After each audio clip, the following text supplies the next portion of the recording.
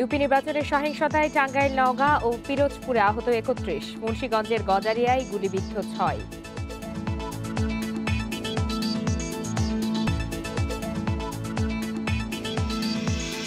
ঢাকা থেকে কক্সবাজার বেড়াতে গিয়ে ধর্ষণের শিকার গৃহবধূ হাসপাতালে, এখনো মামলা হয়নি।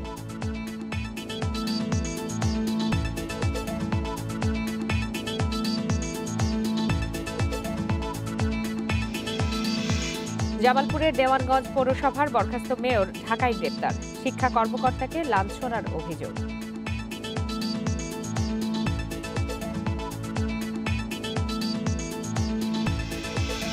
পঞ্চগড়ে পিকআপের ধাক্কায় বাবা ছেলের মৃত্যু। চট্টগ্রাম সহ ৩ জেলায় সড়কে প্রাণ গেল আরও ৫ জনের।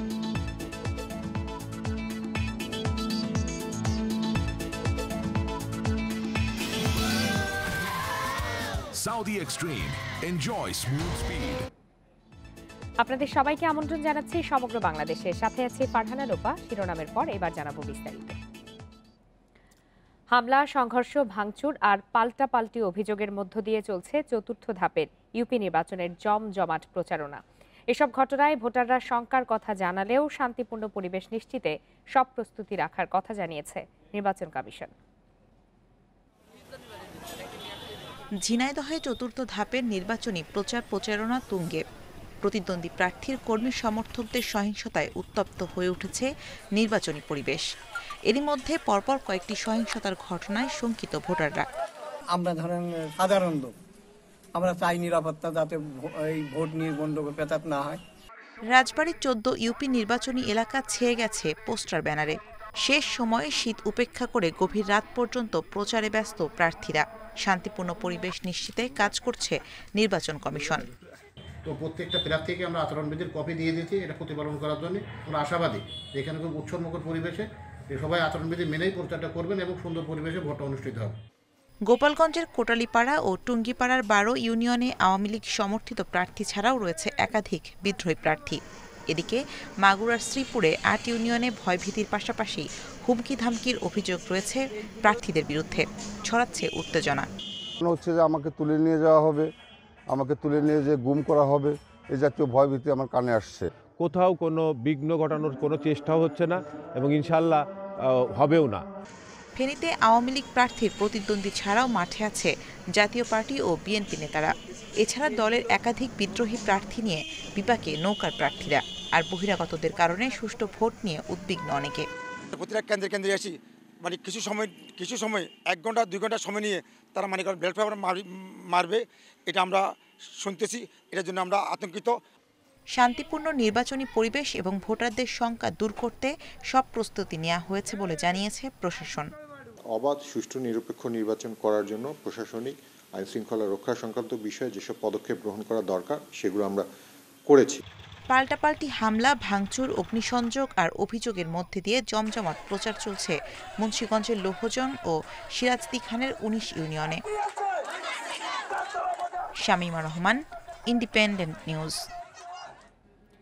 ইউপি নির্বাচনে দলীয় প্রতীকে মাঠে নেই বিএনপি সহ বেশিরভাগ দল। তারপরও নির্বাচনে সংঘর্ষ আর প্রাণহানি ঘটছে প্রায় প্রতিদিনই। আজও টাঙ্গাইলের ঘাটাইলে 2 প্রার্থীর সমর্থকদের মধ্যে সংঘর্ষে আহত হয়েছেন 20 জন।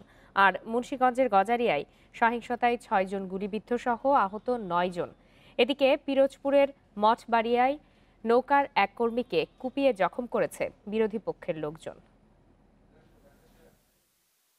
টাঙ্গাইলের ঘাটাইলের লেকেরপাড়া ইউনিয়ন পরিষদ নির্বাচনে স্বতন্ত্র চেয়ারম্যান প্রার্থী শহীদুল হক মিলনের পক্ষে বৃহস্পতিবার দুপুরে মিছিল বের করে তার কর্মীরা। মিছিলটি ইউপি কার্যালয়ের সামনে পৌঁছলে বাধা দেয় নৌকার সমর্থকরা। এ সময় দুপক্ষের সংঘর্ষে মুহূর্তেই রণক্ষেত্রে পরিণত হয় পুরো এলাকা। আহত হন দুপক্ষের অন্তত 20 জন।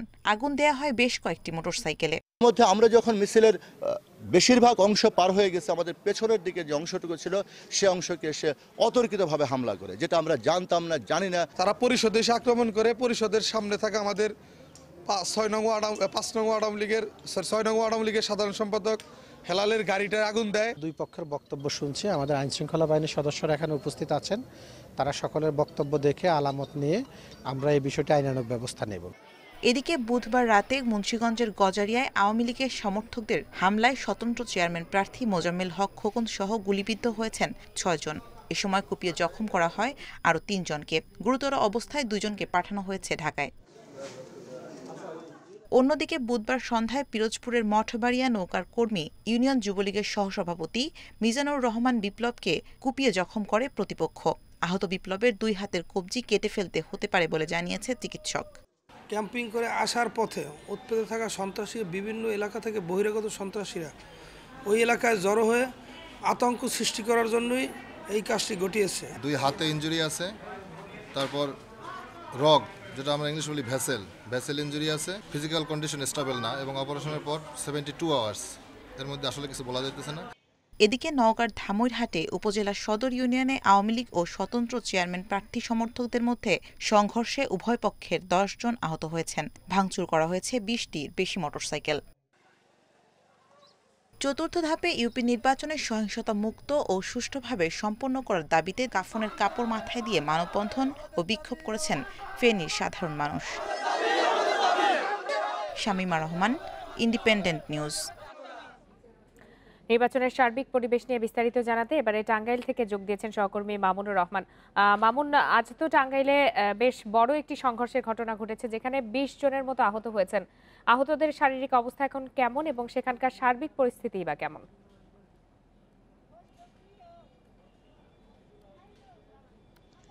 আহতদের কথা যদি বলি, একজন গুরুতর আহত হয়েছিল, তিনি কিন্তু এখন অনেকটাই সুস্থ হয়েছেন। তার সাথে আমি 40 থেকে 45 মিনিট আগেও তার সাথে কথা হয়েছে, সে এখন অনেকটাই সুস্থ। আর বাকি যে 19-20 জন, তারা অল্প কিছু আহত হয়েছে এবং সবাই স্থানীয়ভাবে চিকিৎসা নিয়ে যার যার বাড়িতে অবস্থান করছে।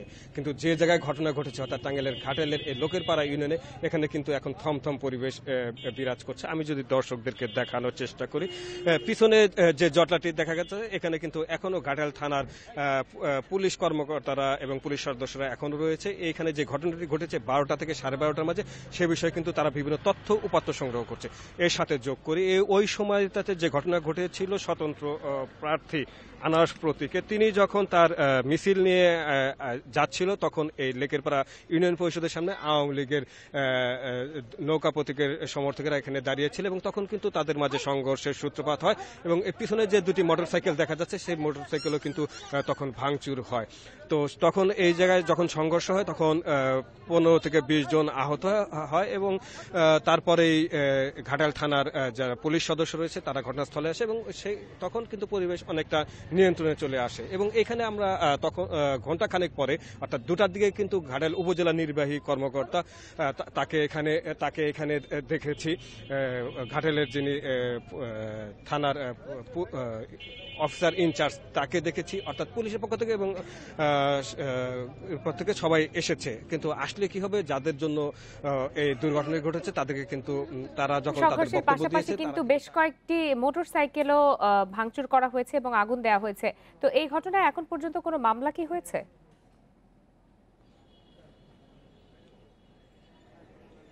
যে কথাটি বলছিলাম, যে ঘাটাইল থানার যেসব পুলিশ কর্মকর্তা রয়েছে, তারা কিন্তু এখনো রয়েছে, তারা এখানকার আলামত সংগ্রহ করছে। ওই সময় যারা উপস্থিত ছিল, অর্থাৎ প্রত্যক্ষদর্শী, তাদের সাথে কথা বলার চেষ্টা করছে এবং এই তথ্য উপাত্ত সংগ্রহ করার পরে তারা মূলত এই বিষয়টি বোঝা যাবে। আর আমি 2 প্রার্থীর সাথে কথা বলেছি, কোনো প্রার্থী কিন্তু এখন পর্যন্ত লিখিত অভিযোগ কোথাও দেননি, কিন্তু তারা অভিযোগ দেবে এমনটি কিন্তু আমরা জানতে পেরেছি। আর মামলার যে বিষয়টি জানতে চাইলেন, সেই মামলার বিষয়টি সেটা এখনই বলা যাচ্ছে না। সন্ধ্যার পর নাগাদ আমরা বলতে পারবো যে এই ঘটনায় কোনো সুনির্দিষ্ট মামলা হয়েছে কিনা। শুধু কিন্তু ঘাটাইলের যে লোকের পাড়া ইউনিয়ন, এখানেই না, এই চতুর্থ ধাপে টাঙ্গাইলে 21টি ইউনিয়ন পরিষদের নির্বাচন হচ্ছে, যার 5 থেকে 6টি কিন্তু এরকম সহিংসতার ঘটনা দেখেছি। ইতিপূর্বে আমরা টাঙ্গাইলের হুগরা ইউনিয়নে, সদর উপজেলা হুগরা ইউনিয়নে আমরা সংঘর্ষের ঘটনা দেখেছি। সংগ্রহ করতে থাকুন, পরবর্তীতে নিশ্চয়ই আমরা আপনার সাথে আবারও যোগাযোগ করব। ইউপি নির্বাচনে এবার বিনা প্রতিদ্বন্দ্বিতায় পাশের রেকর্ড হয়েছে। প্রথম 5 ধাপে বিনা ভোটে জয়ী 1600 জন। এর মধ্যে চেয়ারম্যান 353 জন, অথচ 2 দশক আগেও এ সংখ্যা ছিল 30 থেকে 40। বিশেষজ্ঞরা বলছেন, এ অবস্থা চলতে থাকলে স্থানীয় সরকার ব্যবস্থা ভেঙে পড়বে। তৃণমূলের সবচেয়ে জমজমাট নির্বাচন হয় ইউনিয়ন পরিষদের। স্লোগান, মিছিল আর উৎসবমুখর পরিবেশে ভোট হলেও গ্রামগঞ্জের ভাগ্য উন্নয়নে খুবই গুরুত্বপূর্ণ এই নির্বাচন। তবে এবার ইউপি নির্বাচনে হয়েছে বিনা প্রতিদ্বন্দ্বিতায় পাশের রেকর্ড। ইসি 6 ধাপের তফসিল ঘোষণার 5 ধাপেই 353 চেয়ারম্যান সহ সদস্য ও সংরক্ষিত সদস্য পদে বিনা ভোটে জয়ী 1600 জন। নির্বাচনে একটা সুস্থ প্রতিযোগিতা এটা কিন্তু নাই। এই নির্বাচনে কোনো জায়গায় এমপি সাহেব, কোনো জায়গায় বড় কোনো নেতা, কোনো জায়গায় উপজেলা পরিষদের চেয়ারম্যান, কোনো জায়গায় ইভেন একগুচ্ছ নেতা তারা ডিসাইড করছেন অমুক চেয়ারম্যান হবে না, কেউ দাঁড়াতে পারবে না। 1997 সালে ইউপি নির্বাচনে বিনা প্রতিদ্বন্দ্বিতায় চেয়ারম্যান হন 37 জন। 2003 সালে এসে 34 আর 2016 সালে সেই সংখ্যা দাঁড়ায় 217-তে। তবে এবার আগের সব রেকর্ড ভেঙেছে। গোটা নির্বাচন ব্যবস্থায় প্রভাব বিস্তার করা হচ্ছে, কিন্তু এইটা যে বিশেষ করে যখন আমরা বিনা প্রতিদ্বন্দ্বিতায় নির্বাচিত হওয়ার বিষয়টি দেখব, তখন এটা তো কমপ্লিটলি প্রভাব বিস্তার করে হচ্ছে। এমনকি কোনো সময় জাল সিগনেচার দিয়েও উইথড্র করা হচ্ছে।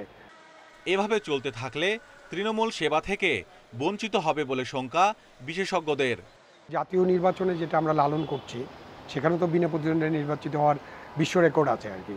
তো সেই রেকর্ডের কারণে এখন হয়তো ইউনিয়ন পরিষদে যারা নির্বাচন করছেন বা অন্যান্য ক্ষেত্রে যারা নির্বাচন করছেন, তারা ভাবছেন আমরা কেন বিনা প্রতিদ্বন্দ্বিতায় নির্বাচিত হব না। এই জায়গাটা আসলে বন্ধ করতে হবে। প্রত্যেক মানুষের অংশগ্রহণের ভিত্তিতে, চয়েসের ভিত্তিতে তারা নির্বাচিত হবেন এবং তারা কাজ করবেন এবং সেই কাজগুলো মানুষের সাথে সম্পর্ক রেখে করবেন, মানুষ অংশগ্রহণ করবে। এটাই শক্তিশাল। এই শক্তির ধারে কাছে আমরা এখন নাই। এখন এটা একনায়কতান্ত্রিক একটা পরিষদগুলো গঠিত হচ্ছে। ষষ্ঠ ধাপে মনোনয়নপত্র জমার শেষ দিন 13 জানুয়ারি। ধারণা করা হচ্ছে এই পর্বেও বিনা প্রতিদ্বন্দ্বিতায় জয়ীর সংখ্যা বাড়বে। Mahmudul Hasan, independent news, Dhaka. ওই নারীর স্বামীকে ধাক্কা দেয় সংঘবদ্ধ দুর্বৃত্তরা। এক পর্যায়ে ধাক্কাধাক্কি করে স্ত্রীর কাছ থেকে স্বামী ও সন্তানকে আলাদা করে ফেলে চক্রটি। গৃহবধূকে ছুরির ভয় দেখিয়ে সিএনজি অটোরিকশা করে নিয়ে যায় শহরের একটি নির্জন স্থানে এবং 3 জন মিলে ধর্ষণ করে তাকে। পরে স্বামী সন্তানকে মেরে ফেলার হুমকি দিয়ে ওই গৃহবধূকে একটি হোটেলে নিয়ে যায় দুর্বৃত্তদের একজন। সেখানে আবারও ধর্ষণ করা হয় গৃহবধূকে। আমার স্বামী অতটা না, চালাক চতুর না, হ্যাঁ একটু সোজা সরল সোজা মানুষ। হ্যাঁ মাপটাপ চায়া কাছে দেন, ভাই ভুলে গেছে, আমরা অন্য জায়গা থেকে এসেছি, ভাই মাফ করে দেন আমার ভুটারে কয়ে আইসা পড়ছি আমরা। তার 5 মিনিট পরে ওরা একটা সিঞ্জি নিয়ে যায়, আমাকে টান দিয়া সিঞ্জির মধ্যে উঠে ফেলাইছে। আমি 2 বার চিৎকার করছি, তখন বাস থেকে অনেকগুলো লোক নামছে। 2 বার চিৎকার করছি, করার পরে একজনে হাত ধরছে, একজনে মুখ ধরে হাত আর মুখ ভাঙতে ফেলাইছে। খবর পেয়ে র্যাবের একটি দল হোটেল রুম থেকে গৃহবধূকে উদ্ধার করে জিজ্ঞাসাবাদের জন্য আটক করা হয় হোটেল ম্যানেজারকে। অলরেডি আসামিদেরকে শনাক্ত করতে সক্ষম হয়েছে এবং এই ঘটনার প্রেক্ষিতে মামলা রুজু করা হচ্ছে, আইনানুগ ব্যবস্থা গ্রহণ করা হচ্ছে। আমরা আশা করছি যে আমরা আসামিদেরকে দ্রুত গ্রেফতার করতে সক্ষম হব। র্যাব জানিয়েছে ধর্ষকদের সবাইকে চিহ্নিত করা হয়েছে, তাদের গ্রেফতারে অভিযান চলছে। তৌফিকুল ইসলাম, ইন্ডিপেন্ডেন্ট নিউজ, কক্সবাজার। এ বিষয়ে আরো বিস্তারিত জানাতে এবারে কক্সবাজার থেকে যোগ দিয়েছেন সহকর্মী তৌফিকুল ইসলাম। তৌফিক, হোটেল ম্যানেজারকে ঘটনা এখন পর্যন্ত আটক করা হয়েছে এবং বলা হচ্ছে যে ধর্ষকরা চিহ্নিত, তো তাদের কাউকে কি এখন পর্যন্ত গ্রেফতার করা গেল কিনা?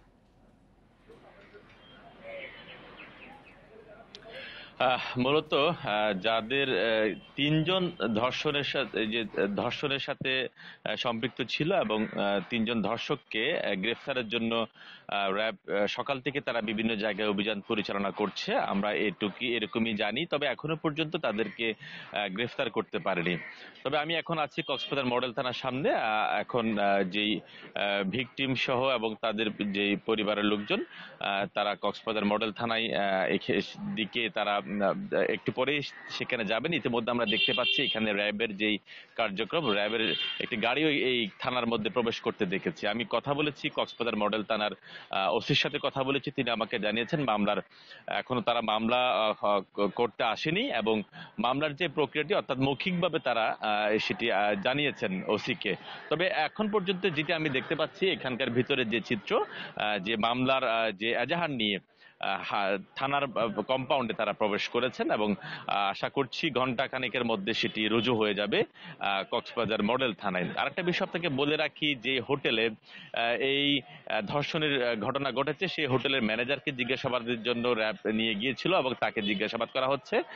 সেই সাথে র্যাব বলছে যে 3 জন এই ঘটনার সাথে জড়িত ছিল, তাদেরকে চিহ্নিত করা হয়েছে। এখন কিন্তু তদন্তের স্বার্থে এবং যেহেতু আসামি পালিয়ে যেতে পারে সেই জন্য তাদের নাম কিন্তু এখনো গণমাধ্যমে তারা প্রচার করছে না। আমি কথা বলেছি কক্সবাজার তো বাংলাদেশের পর্যটনের প্রাণকেন্দ্র বলা হয় এবং এখন ভরা মৌসুম চলছে, প্রচুর পর্যটক যাচ্ছেন সেখানে। সেই রকম একটি জায়গায় এরকম একটি ঘটনা ঘটলো, এতে করে আইন শৃঙ্খলা রক্ষাকারী বাহিনীর যে ভূমিকা বা নিরাপত্তার যে ব্যবস্থা সেটি আসলে প্রশ্নবিদ্ধ হলো কিনা?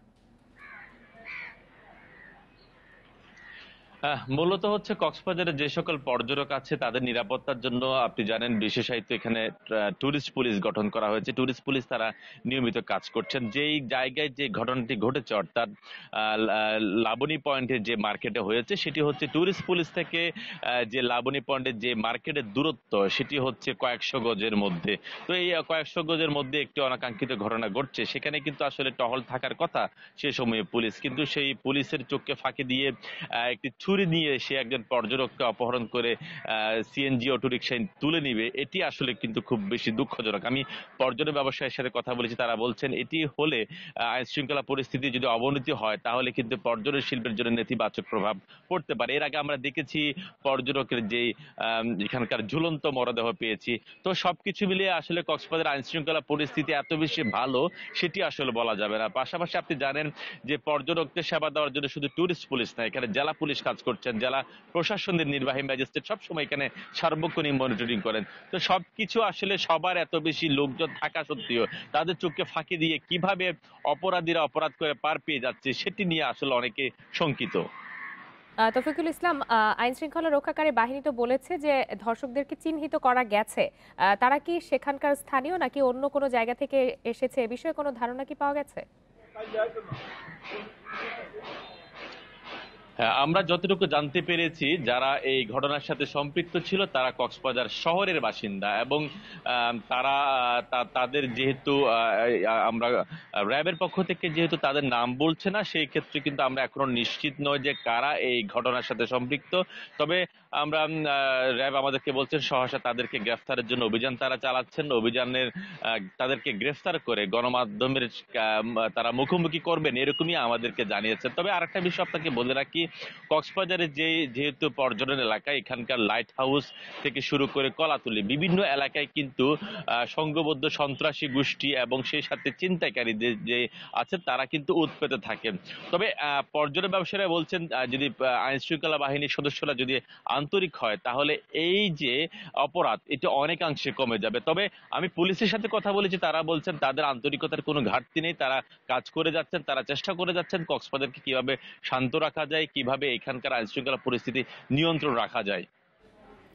তৌফিকুল ইসলাম, আপনি তথ্য সংগ্রহ করতে থাকুন, পরবর্তীতে নিশ্চয়ই আমরা আপনার সাথে আবারও যোগাযোগ করব। শিক্ষা কর্মকর্তাকে বিজয় দিবস ও সুবর্ণ জয়ন্তীর অনুষ্ঠানে লাঞ্ছিত করার ঘটনায় গ্রেপ্তার হলেন জামালপুর দেওয়ানগঞ্জের বরখাস্ত মেয়র শাহনেওয়াজ শাহান শাহ। সকালে রাজধানীর উত্তরা থেকে তাকে গ্রেপ্তার করে র্যাব। সংস্থাটি জানায় ঘটনার পর মামলা হলে আত্মগোপনে চলে যান সাবেক এই মেয়র। শাহনেওয়াজ শাহান শাহ জামালপুরের দেওয়ানগঞ্জের সাবেক মেয়র। রাজধানীর উত্তরার আব্দুল্লাপুরের এক হোটেল থেকে বৃহস্পতিবার সকালে তাকে গ্রেপ্তার করে র্যাব। বুধবার গভীর রাতে র্যাব তার অবস্থান শনাক্ত করে। রাত থেকেই হোটেলটি ঘিরে রাখে বাহিনীর সদস্যরা। গোয়েন্দা তথ্যের ভিত্তিতে মূলত র্যাব হেডকোয়ার্টারের গোয়েন্দা শাখা এবং র্যাব একের আভিযানিক দল এই হোটেলে অভিযান পরিচালনা করে আজকে সকালে, এবং এখান থেকে সাম্প্রতিক সময়ে বরখাস্তকৃত সাবেক দেওয়ানগঞ্জ পৌর মেয়র শাহেন শাহকে আমরা আটক করতে সক্ষম হই। গ্রেপ্তারের পর সংবাদ সম্মেলনে র্যাব জানায় দেশ থেকে পালানোর পরিকল্পনা ছিল না শাহনেওয়াজ শাহান শাহর, তবে ঢাকায় বসে তিনি বিভিন্ন রাজনৈতিক নেতার সহায়তা পাওয়ার চেষ্টা করছিলেন। মাদক সামগ্রী কিছু পেয়েছি, সে নিয়মিত মাদক সেবন করে থাকেন। আমরা বিপুল পরিমাণ অর্থ পেয়েছি, আনুমানিক 3.5 লক্ষ টাকা আমরা অর্থ পেয়েছি, এবং এগুলো সহ আমরা তাকে আটক করেছি। গ্রেফতারকৃতের বিরুদ্ধে আইনানুগ ব্যবস্থা প্রক্রিয়াধীন। গত 16 ডিসেম্বর বিজয় দিবস ও সুবর্ণ জয়ন্তীর অনুষ্ঠানে জামালপুরের দেওয়ানগঞ্জ উপজেলার মাধ্যমিক শিক্ষা কর্মকর্তাকে শারীরিকভাবে লাঞ্ছিত করেন মেয়র শাহান শাহ। ওই দিন রাতেই তার বিরুদ্ধে দেওয়ানগঞ্জ মডেল থানায় মামলা করেন ভুক্তভোগী শিক্ষা কর্মকর্তা মেহেরুল্লাহ। এই ঘটনায় 19 ডিসেম্বর মেয়রকে দল থেকে বহিষ্কার করে আওয়ামী লীগ। এছাড়া 21 ডিসেম্বর তাকে মেয়র পদ থেকে সাময়িক বরখাস্ত করে প্রজ্ঞাপন জারি করে স্থানীয় সরকার বিভাগ। নূরে জান্নাত, ইন্ডিপেন্ডেন্ট নিউজ, ঢাকা। সড়ক দুর্ঘটনায় 5 জেলায় 7 জনের মৃত্যু হয়েছে। এর মধ্যে পঞ্চগড় উপজেলা সদরে পিকআপ ভ্যানের ধাক্কায় মোটরসাইকেল আরোহী বাবা ছেলের মৃত্যু হয়। পুলিশ জানায় দুপুরে ওষুধ ব্যবসায়ী রেজাউল করিম তার বাবা অবসরপ্রাপ্ত পুলিশ সদস্য সমীর উদ্দিনকে নিয়ে দেবনগর যাচ্ছিলেন। বোটবাজার এলাকায় একটি পিকআপ ভ্যানের সাথে তাদের মোটরসাইকেলের মুখোমুখি সংঘর্ষ হয়। এতে ঘটনাস্থলেই নিহত হয় বাবা ছেলে। এদিকে ভোররাতে চট্টগ্রামের সাতকানিয়ায় সড়ক দুর্ঘটনায় মারা যান 2 মোটরসাইকেল আরোহী। হাইওয়ে পুলিশ জানায় কক্সবাজার থেকে ফেরার পথে মালবাহী ট্রাকের ধাক্কায় ঘটনাস্থলেই 2 জনের মৃত্যু হয়। যথাযথ প্রক্রিয়া শেষে মরদেহ দুটি পরিবারের কাছে হস্তান্তর করা হয়েছে। গাইবান্ধা ও কুষ্টিয়ায় সড়ক দুর্ঘটনায় মারা গেছেন আরও 3 জন। 2018 সালে নিরাপদ সড়কের দাবিতে আন্দোলনের সময় ফাঁস হওয়া একটি ফোন আলাপের ভিত্তিতে দায়ের হওয়া মামলায় বিএনপির স্থায়ী কমিটির সদস্য আমির খসরু মাহমুদ চৌধুরী সহ 2 জনের বিরুদ্ধে আদালতে অভিযোগপত্র দাখিল করেছে চট্টগ্রাম নগর পুলিশের কাউন্টার টেরোরিজম ইউনিট। চট্টগ্রাম মহানগর কাউন্টার টেরোরিজমের উপকমিশনার ফারুকুল হক জানান, তথ্য প্রযুক্তি আইনে দায়ের করা অভিযোগের সত্যতা পাওয়া যায়নি, তবে রাষ্ট্র ও সরকারের বিরুদ্ধে ষড়যন্ত্রে জড়িত থাকার তথ্য প্রমাণ মেলায় বিশেষ ক্ষমতা আইনে আদালতে অভিযোগপত্র দাখিল করা হয়েছে। 2018 সালের 29 জুলাই রাজধানীর বিমানবন্দর সড়কে বাস চাপায় 2 শিক্ষার্থী নিহতের ঘটনায় আন্দোলন শুরু করেন শিক্ষার্থীরা। সে সময় আমির খসরু মাহমুদ চৌধুরীর সঙ্গে কুমিল্লায় অবস্থানরত তৎকালীন ছাত্রদল নেতা মিলহানুর রহমান নাওমির ফোন আলাপের একটি অডিও ফেসবুকে ছড়িয়ে পড়ে।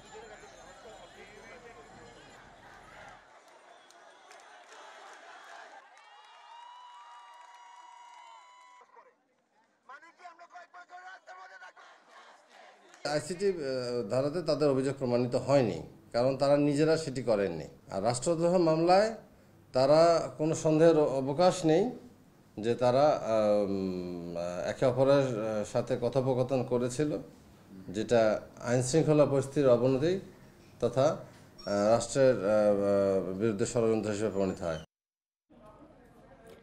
দেশে করোনায় আরও 2 জনের মৃত্যু হয়েছে। মৃতদের মধ্যে 2 জনই পুরুষ। এ নিয়ে মোট প্রাণহানি হল 28,054 জনের। 849টি ল্যাবে 24 ঘন্টায় 19,624 নমুনা পরীক্ষায় করোনা শনাক্ত হয়েছে 382 জনের। পরীক্ষা বিবেচনায় শনাক্তের হার 1.95%। বৃহস্পতিবার স্বাস্থ্য অধিদপ্তরের বিজ্ঞপ্তিতে জানানো হয়, দেশে মোট করোনা আক্রান্তের সংখ্যা দাঁড়ালো 15,82,368 জনে। সুস্থ হয়েছেন আরও 312 জন। এ নিয়ে মোট সুস্থ 15,46,664 জন।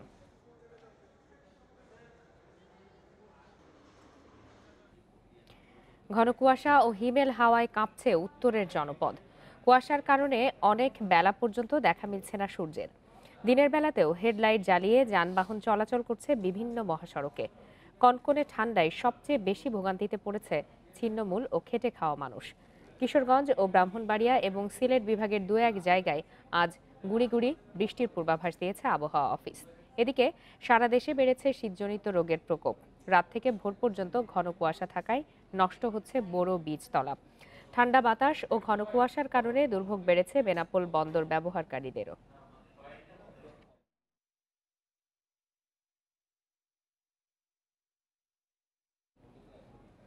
আবহাওয়া পরিস্থিতি নিয়ে আরো বিস্তারিত জানাতে পঞ্চগড় থেকে এই মুহূর্তে যোগ দিয়েছেন সহকর্মী শফিকুল আলম।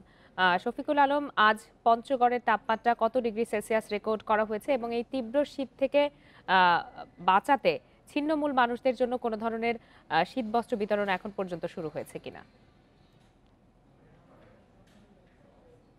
জি, উত্তরের শীত প্রবণ এলাকা হিসেবে পরিচিত পঞ্চগড়ে আসলে শীত জেঁকে বসেছে বলা চলে। তার কারণ গত 4 দিন ধরেই কিন্তু এখানে মৃদু শৈত্যপ্রবাহ বয়ে চলছে। গত সোমবারে সর্বনিম্ন তাপমাত্রা রেকর্ড করা হয়েছিল 8.8 ডিগ্রি সেলসিয়াস। সোমবার, মঙ্গল এবং বুধবার পর্যন্ত তাপমাত্রা কিন্তু একই ছিল 8.8 ডিগ্রি সেলসিয়াস, যেটি আবহাওয়া অফিসের তথ্য মতে মৃদু শৈত্যপ্রবাহ। আজকে আরেকটু কমে সকাল 9টায় তেঁতুলিয়া আবহাওয়া পর্যবেক্ষণ অফিসের পক্ষ থেকে রেকর্ড করা হয়েছে 8.7 ডিগ্রি সেলসিয়াস। তো আসলে আমরা দেখছি যে প্রতিদিন বিকেলের পর থেকে পরদিন সকাল 8টা-9টা পর্যন্ত হিমেল হাওয়া বয়ে চলে এবং কনকনে শীত অনুভূত হয়। তো আপনি যেটা বলছিলেন যে আসলে দুস্থ ছিন্নমূল মানুষের জন্য প্রশাসনের পক্ষ থেকে, আমি পঞ্চগড়ের জেলা প্রশাসক মোহাম্মদ জহুরুল ইসলামের সাথে কথা বলেছি। তিনি আমাকে জানিয়েছেন যে পঞ্চগড়ে এ পর্যন্ত 22,000 শীতের কম্বল পঞ্চগড় জেলার 5 উপজেলায় বিতরণ করা হয়েছে। এর বাইরেও আরও 8 লক্ষ টাকা ত্রাণ মন্ত্রণালয় থেকে বরাদ্দ পাওয়া 8 লক্ষ টাকা দিয়ে অতিরিক্ত আরও 2,000 পিস শীতের কম্বল তিনি কিনেছেন এবং সেগুলো আসলে তিনি নিজেই বিভিন্ন এলাকায় গিয়ে দুস্থ মানুষদের বাড়িতে গিয়ে তিনি সেগুলা বিলি করছেন। তো আসলে শীত মানে কিন্তু দুর্ভোগ।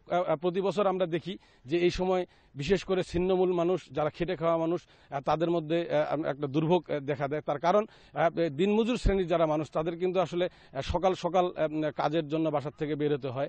দেখা যাচ্ছে যে প্রতিদিন সকাল 9টা পর্যন্ত কিন্তু কুয়াশা থাকছে, 9টার পর থেকে রোদের ঝলক দেখা গেলেও বিকেল পর্যন্ত।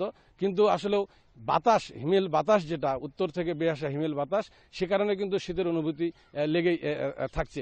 আর আমরা দেখেছি পঞ্চগড় আধুনিক সদর হাসপাতাল এবং 5 উপজেলার যে স্বাস্থ্যকেন্দ্র রয়েছে, এসব স্বাস্থ্যকেন্দ্রে শীতজনিত নানান রোগে আক্রান্ত হয়ে সেখানে অসংখ্য রোগী বহির্বিভাগে চিকিৎসা নিচ্ছেন। বিশেষ করে শিশু এবং বয়স্করা যারা শীতজনিত আক্রান্ত হচ্ছেন, তারা চিকিৎসা গ্রহণ করছেন। এদের মধ্যে থেকেও যারা একটু বেশি আক্রান্ত, তাদেরকে ভর্তির পরামর্শ দেওয়া হচ্ছে হাসপাতালের পক্ষ থেকে। শফিকুল, এই আবহাওয়ায় শীতকালীন ফসলের কোনো ক্ষতির আশঙ্কা করা হচ্ছে কিনা? আসলে শীতকালীন ফসল, আমি কৃষি অধিদপ্তরের সাথেও যোগাযোগ করেছি। শীতকালীন ফসল, তাদের বক্তব্য হলো যে আসলে শীতকালীন ফসলে শীতের জন্য বড় রকমের কোনো ক্ষতি নেই। তবে বড় বীজতলা, যেটা আমরা বলছি যে বড় বীজতলা, রাতে ঘন কুয়াশার কারণে বড় বীজতলা ক্ষতিগ্রস্ত হওয়ার একটা আশঙ্কা থেকে যায়। সে কারণে তাদের পরামর্শ অনুযায়ী আমাদের এখানকার বড় চাষি যারা রয়েছেন, তারা কিন্তু পলিথিন দিয়ে, বিশেষ কায়দায় বড় বীজতলা পলিথিন দিয়ে ঢেকে তারা সেটা সংরক্ষণের ব্যবস্থা করছেন, যাতে অতিরিক্ত শীতের কারণে সেটা বিবর্ণ হয়ে না যায়, নষ্ট হয়ে না যায়। পঞ্চগড় থেকে জানাচ্ছিলেন সহকর্মী শফিকুল আলম। শীতে গরম কাপড় হিসেবে জনপ্রিয় টাঙ্গাইলের শাল। তবে এবার সুতাসহ কাঁচামালের দাম অস্বাভাবিক বাড়াই বেড়েছে উৎপাদন খরচও। এতে বেকায়দায় শাল প্রস্তুতকারীরা। ক্ষতি পোষাতে সরকারি পৃষ্ঠপোষকতার দাবি জানিয়েছেন তারা। তীব্র শীত থেকে বাঁচতে শাল চাদরের চাহিদা প্রচুর। সেই চাহিদা মেটাতে চাদর তৈরি করছেন টাঙ্গাইলের বাসাইল, কালিহাতী ও দেলদুয়ারের তাঁতিরা। দিনরাত এক করে তারা বানাচ্ছেন মণিপুরি, পাট্টা, নয়নতারা, ফ্লক প্রিন্ট সহ প্রায় 25 রকমের চাদর। তবে এবার এখন পর্যন্ত খুব বেশি শীত না পড়ায় দুশ্চিন্তায় তাঁতিরা। অন্যবারের তুলনায় এবার বিক্রি কম। সুতাসহ কাঁচামালের দাম বাড়ায় বেড়েছে উৎপাদন খরচও, নেই সংরক্ষণের ব্যবস্থা। শিল্প টিকিয়ে রাখতে তাই ঋণসহ সরকারি পৃষ্ঠপোষকতা ও চাদর রপ্তানির সুযোগের দাবি তাঁত মালিকদের। সুতার দাম বাড়তি অবস্থায় আমরা মাল সুতা কিনে যে প্রোডাকশন করছি, কিন্তু বর্তমানে শীত না থাকার কারণে আমরা খুব সমস্যার মধ্যে আছি, কারণ শীত পড়লে এই ব্যবসা খুব চাহিদা থাকে। নভেম্বর ডিসেম্বর এগুলো বিক্রির সেল দেওয়ার টাইম, কিন্তু তো বিক্রি করতে পারতাছি না। স্বল্প সুদে ঋণ দিতে হবে, দ্বিতীয়তে আমরা সুতার দাম কমাইতে হবে। এই মালগুলো আমরা বাইরে দেওয়ার একটা ব্যবস্থা করে দিতে হবে সরকারে।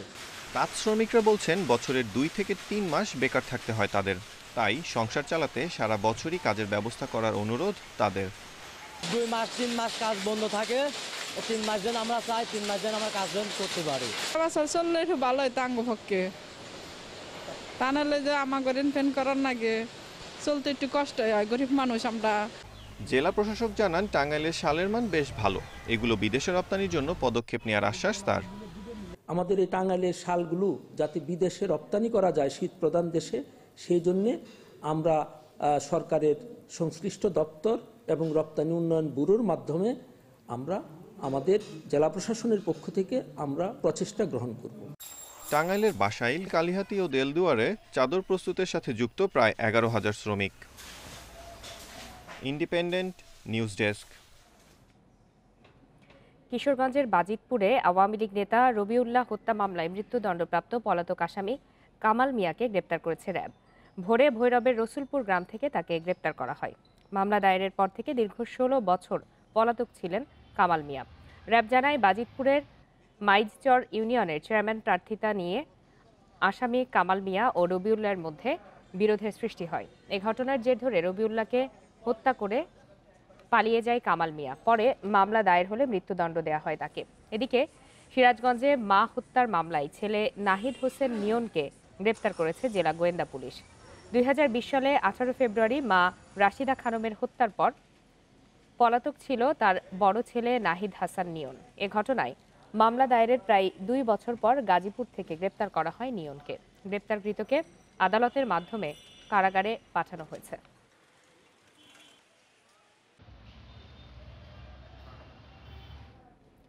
সাভারে ধর্ষণ মামলার অভিযুক্ত প্রধান আসামিকে মুন্সিগঞ্জের গজারিয়া থেকে গ্রেপ্তার করা হয়েছে। দুপুরে এক সংবাদ বিজ্ঞপ্তিতে এই তথ্য জানায় র্যাব 4।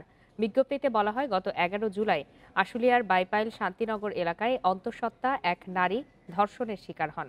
এ ঘটনায় আশুলিয়া থানায় নারী ও শিশু নির্যাতন দমন আইনে মামলা করেন ভুক্তভোগী ওই নারীর স্বজন। ঘটনার পর থেকে পলাতক আসামিকে ধরতে অভিযান শুরু করে র্যাব। বুধবার গোপন সংবাদের ভিত্তিতে গজারিয়া থানার জামালদি বাজার এলাকায় অভিযান চালিয়ে প্রধান অভিযুক্তকে গ্রেপ্তার করে র্যাব।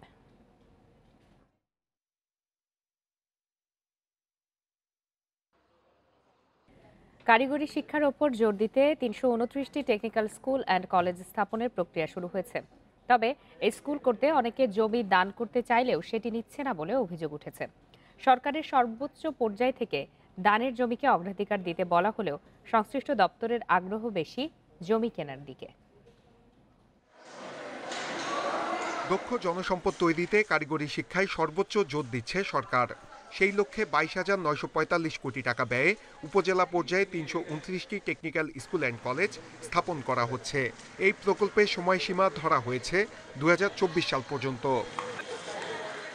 এরই মধ্যে জমি অধিগ্রহণের কাজ চলছে। জামালপুরের বকশীগঞ্জে টেকনিক্যাল স্কুল অ্যান্ড কলেজের জন্য জমি দান করতে চাচ্ছেন উপজেলা আওয়ামী লীগের সভাপতি নূর মোহাম্মদ। এই সংক্রান্ত আবেদনও মন্ত্রণালয়ে দেয়া হয়েছে, কিন্তু গত 6 মাসেও এ ব্যাপারে কোনো সিদ্ধান্ত হয়নি। এলাকাবাসীর অভিযোগ, দানকৃত জমিকে অগ্রাধিকার দেওয়ার প্রধানমন্ত্রীর নির্দেশের পরও এই জমি না নিয়ে অন্য জায়গায় জমি কেনার প্রক্রিয়া চলছে। প্রতিটি প্রকল্পে জমির জন্য বাজেট রাখা হয়েছে 7.5 কোটি টাকা। আমার এলাকার ছেলে মেয়েদেরকে দক্ষ নাগরিক হিসেবে গড়ে তোলার জন্য 3 একর জমি আমি দান করেছি। সবাই এটার জন্য আগ্রহী, আমার সম্মানিত ইউনূস সাহেব সবাই আগ্রহী, কেন হইতেছে না, কার ইশারা হইতেছে বুঝতে পারতেছি না। মন্ত্রণালয় বলছে, কেউ জমি দান করতে চাইলে যথাযথ প্রক্রিয়া মেনে এই জমি নেওয়া হবে। তবে করোনার কারণে প্রকল্পের কাজ কিছুটা স্থগিত থাকলেও এখন তা পুরো দমে চলছে। আমাদের কিন্তু অধিকাংশ আমাদের প্রকল্প পরিচালকের দপ্তর থেকে পরিদর্শন করছে এবং সেখানে সবচেয়ে বিবেচনা দেওয়া হচ্ছে যে কোনো টেকনিক্যাল সেন্টারের মধ্যে যে আমাদের ওই পার্টিকুলার এলাকার জনসাধারণের জন্য কোনটা সুবিধাজনক হবে, ছাত্রছাত্রীরা কোন কনভেনিয়েন্ট জায়গাতে যেতে পারবে, যেখানে গ্রোথ সেন্টার আছে, কিছু শিল্প আছে, মানুষের যাতায়াতের সুবিধা, একটা ছেলেমেয়েরা যাবে সেখানে যেন তারা যেন যেতে পারে, সেইভাবে বিবেচনা নিয়ে কিন্তু স্থানগুলো নিচ্ছে। শিক্ষা গবেষকরা বলছেন, সকল কাজ যেন স্বচ্ছভাবে হয় সেটি নিশ্চিত করতে নজরদারিও থাকতে হবে। এখন যদি কর্মদক্ষ করতে হয় তাহলে ভোকেশনাল এডুকেশন দরকার। মাস এডুকেশন যে কনসেপ্টটা আছে, সেক্ষেত্রে এই ভোকেশনাল কোয়ালিফিকেশন বা কারিগরি শিক্ষার কোনো বিকল্প নেই। শিক্ষা গবেষকরা বলছেন, এসব টেকনিক্যাল স্কুলে প্রশাসনিক ভবন, শিক্ষক ডরমিটরি, ছাত্রী নিবাস, বাউন্ডারি ওয়াল, অভ্যন্তরীণ রাস্তা, গভীর নলকূপ, 500 কেভিএ সাবস্টেশন, শহীদ মিনার, মুক্তিযোদ্ধা মনুমেন্ট এবং পানি সংরক্ষণাগার করা হবে। নূরে আলম, ইন্ডিপেন্ডেন্ট নিউজ, ঢাকা। সুনামগঞ্জের টাঙ্গুয়ার হাওর যেন পাখির স্বর্গরাজ্য। শীতের শুরু থেকে শেষ পর্যন্ত হাওরে বসে পাখিদের মিলন মেলা। তবে পাখি শিকারীদের দৌরাত্ম্য ও গাছপালা কমে যাওয়ায় টাঙ্গুয়ার হাওরে আগের মতো পাখি আসছে না। এ কারণে প্রতিনিয়ত কমছে পরিযায়ী পাখির সংখ্যা, ফলে প্রকৃতি হারাচ্ছে তার রূপবৈচিত্র্য। রূপবৈচিত্র্যের দিক থেকে অনন্য সুনামগঞ্জের টাঙ্গুয়ার হাওর। বিশাল এই জলাভূমিতে প্রকৃতি বেড়ে উঠছে তার আপন খেয়ালে। বর্ষার সময় জলে চারপাশ থই থই থাকলেও শীতে ভিন্ন রূপ ধারণ করে এই হাওর। আর সেই রূপকে আরও অনন্য করে তোলে পানকৌড়ি, ডাহুক, বালিহাঁস, গাংচিল, বক, শঙ্খচিল সহ নানান প্রজাতির পরিযায়ী পাখির দল। শীতে দেখা মেলে প্রায় 200 প্রজাতির পাখির। ভয়াবহ শীত থেকে বাঁচতে প্রতি বছর সাইবেরিয়া, চীন, মঙ্গোলিয়া, নেপাল সহ বিভিন্ন শীতপ্রধান দেশ থেকে বাংলাদেশে ছুটে আসে অতিথি পাখি। স্থানীয়রা বলছেন সেই সুযোগে পরিযায়ী পাখি শিকারে বেপরোয়া হয়ে ওঠে শিকারী চক্র। আর গাছপালা কমে যাওয়ায় জলাশয়ে আগের থেকে পাখি আসা অনেকটাই কমেছে। যে আগের মতো যে পাখিও এখন আসে না, যাই দে হাওরে কিছু নাই, যে বন টন সব নিচে খাইটিয়া। যেহেতু হাওরে নৌকা বেশি, চল বেশি, আগে তো টলা ছিল না, অতীতে পাখিও বেশি আছিল। হাওরের গাছপালা রক্ষা ও পাখি যাতে কেউ শিকার করতে না পারে সেজন্য প্রশাসনের পক্ষ থেকে কঠোর নজরদারি রাখা হয়েছে বলে জানান জেলা প্রশাসক। থেকে যেন কোনো দুষ্কৃতকারী অবাধে পাখি শিকার করতে না পারে এবং নিষিদ্ধ ঘোষিত এলাকা থেকে অবশ্যই যেন কেউ মাছ শিকার করতে না পারে সে ব্যাপারে টহল কার্যক্রম অব্যাহত আছে এবং জীববৈচিত্র্য রক্ষার জন্য আমরা সেখানে হিজল করচের গাছ ইতিমধ্যে লাগিয়েছি। 51টি জলমহল নিয়ে ৯,৭২৭ হেক্টর জায়গা জুড়ে তাহিরপুর উপজেলায় গড়ে উঠেছে টাঙ্গুয়ার হাওর। বর্ষাকালে যার আয়তন বেড়ে দাঁড়ায় ২০,০০০ একরে। Independent news desk. আগামী ৩১ ডিসেম্বর বগুড়ায় মধুবন সিনেপ্লেক্সে প্রথমবারের মতো মুক্তি পাচ্ছে চিরঞ্জীব মুজিব। এ তথ্য দেন প্রধানমন্ত্রীর স্পিচ রাইটার মোহাম্মদ নজরুল ইসলাম। বঙ্গবন্ধুকে নিয়ে 2 ঘন্টা 16 মিনিটের এই ছবির শুটিং হয়েছে ঢাকা, ময়মনসিংহ, পাবনা, ফেনী, চাঁদপুর, রাজশাহী ও কুষ্টিয়ার 11টি লোকেশনে। বঙ্গবন্ধু ও তার সহধর্মিণীকে নিয়ে নির্মিত এই ছবিটি মূলত জাতির পিতার বঙ্গবন্ধু হয়ে ওঠার গল্প। 2016 সালে শুরু হওয়ার পর 5 বছর ধরে নির্মিত এই ছবিতে গুরুত্ব পেয়েছে 1949 থেকে 1952 সাল পর্যন্ত জাতির পিতার নানা ধরনের রাজনৈতিক কর্মকাণ্ডের তথ্য।